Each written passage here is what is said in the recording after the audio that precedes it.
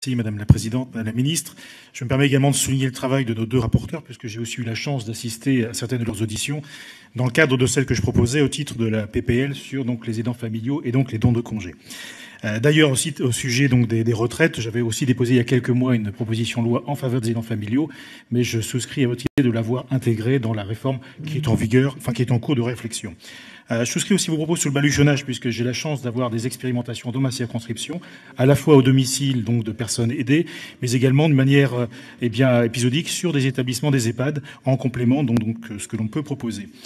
Sur les points qui ont été soulevés par les associations, il y a effectivement un gros déficit aujourd'hui sur l'animation et la communication au regard donc des dispositifs qui sont à disposition des personnes et en particulier donc des aidants.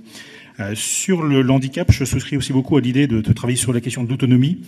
Je sais qu'il y a des réflexions aussi également avec Monsieur Pascal Jacob sur le concept d'autonomiseur dans les départements avec des expérimentations et je l'espère en particulier au titre du département du Nord. Sur l'assouplissement des conditions permettant de bénéficier du droit au répit ou du congé de proche aidant, se posait également la question d'allonger la durée de ces dispositifs dans le temps, voire qu'ils soient fractionnables, et également la question éventuellement de leur indemnisation, un peu dans l'ordre de ce qui se propose aujourd'hui sur un congé maternité. Et enfin, je conclurai sur une question que j'avais eu l'occasion de vous poser par écrit.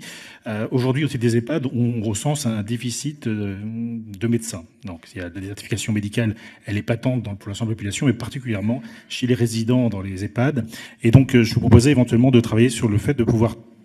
permettre aux médecins coordinateurs d'être également médecins prescripteurs, le cas échéant, c'est-à-dire c'est pas forcément systématique, mais qu'on puisse répondre à la fois donc sur ce problème de désertification,